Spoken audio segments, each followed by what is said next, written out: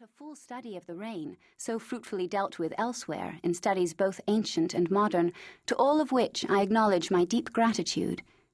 It was Voltaire, in the first brilliant study of Le Grand Siècle, published 20-odd years after the king's death, who wrote, "It must not be expected to meet here with a minute detail of the wars carried on in this age. Everything that happens is not worthy of the record." This is a sentiment which one can only humbly echo. Let the king's sister-in-law Liselotte, Duchesse d'Orléans, have the last word, the copious correspondent whose outspoken comments cannot help making her my favorite among the abundant female sources of the period, despite the presence of the incomparable letter-writer Madame de Sévigné.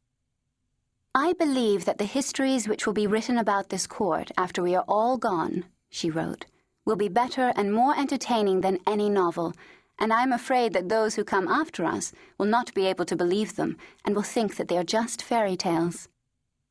I have hoped to present the fairy tale in such a way that it can be believed."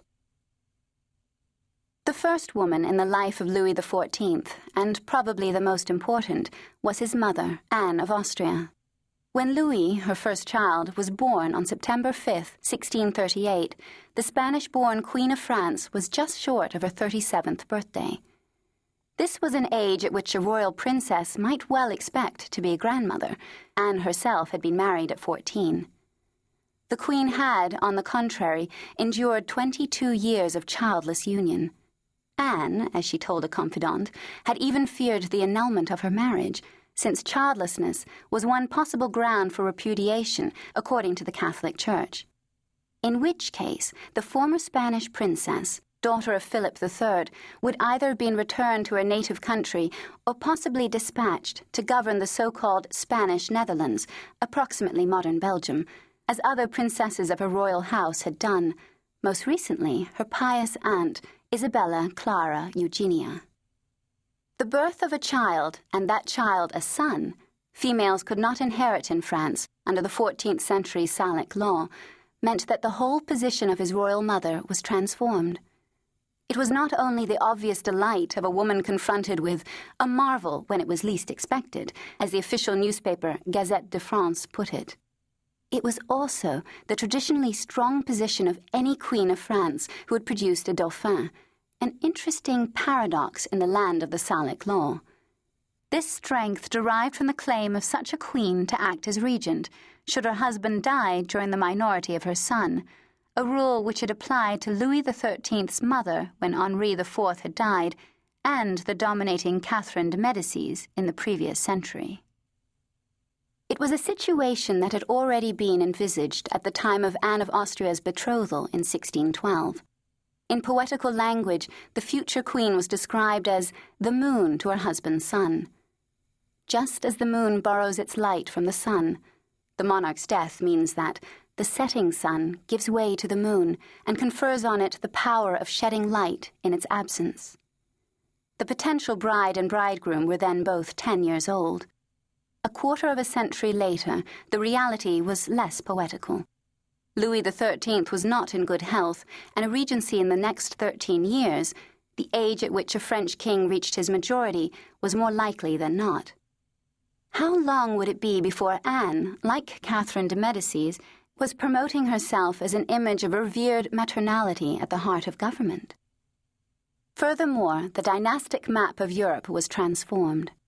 The heir presumptive to the throne of France, the king's younger brother, Gaston, Duc d'Orléans, on being shown physical proofs of the baby's masculinity, had to accept that his rising hopes of accession had been fatally dashed. But Gaston himself had only daughters. Next in line were the French princes of the blood, notably the Prince de Condé and his 2 sons, the Duc d'Enghien and the Prince de Conti. Their hopes were similarly blighted. On the other hand, the birth of a prince not only cut off hopes, but also instigated ambitious thoughts of his eventual marriage to a princess. Gaston's daughter by his first marriage, Anne-Marie Louise de Montpensier, was the richest heiress in France, from the fortune of her mother, who had died at her birth. She did not allow an 11-year gap in age to prevent her dallying with thoughts of the Dauphin as "my little husband," Even more significant for the future was another equally august birth in Spain. 5 days after the ecstatic Queen Anne gave birth to Louis, her sister-in-law, wife of Philip IV, gave birth to a princess. These two high-born babies were in fact double first cousins with identical grandparents, since a brother and a sister of France had married a brother and a sister of Spain. Unlike France, however, Spain allowed females to succeed. Anne of Austria had had to renounce her own rights on her marriage. There was at least a theoretical possibility that the Infanta Marie-Thérèse would one day succeed to the throne of Spain, or her children would. Another theoretical possibility, always present in the mind of Queen Anne, was that Marie-Thérèse might one day make a bride for Louis. Under the circumstances, it is easy to understand how the infant Louis was described as Dieu donné, or Deodatus, God-given. And even as the years passed, the apparently miraculous nature of his conception and birth was never forgotten. One German diplomat would refer to the king's quite extraordinary birth over 40 years after the event. How miraculous was this birth, so unexpected and so awe-inspiring for the mother? Certainly, a great deal of prayer had been applied to the subject as the years passed. There were pilgrimages to shrines, as befitted a queen who, throughout her life, liked nothing so much as to visit convents and holy places. Saint Leonard was invoked against sterility. A hermit, who was believed to have founded a monastery near Limoges in the 6th century, his intercession was held responsible for many miracles. He was otherwise the patron saint of prisoners, and, after all, the Queen was in the prison of her infertility. The Queen was fast approaching the age at which childbearing itself was felt to be unlikely. This was a period when women were generally held to age faster than men, losing their bloom early. No woman is beautiful after 22, was a popular saying, going further downhill after 30. Certainly, by the time of the Queen's 36th birthday on September 22, 1637, and 35 was often seen as a cut-off point, her relationship with her husband, and also with her adopted country of France, had already had a long and troubled history. The marriage of the two royal teenagers took place on the feast of St. Catherine, November 25, 1615. It was, it seems, consummated immediately, and after that there was a gap of more than 3 years. The 25th of January was the auspicious date on which the further completion of the royal union was announced in the Gazette Mercure Française. It was, after all, a matter of state, just as the marriage had been.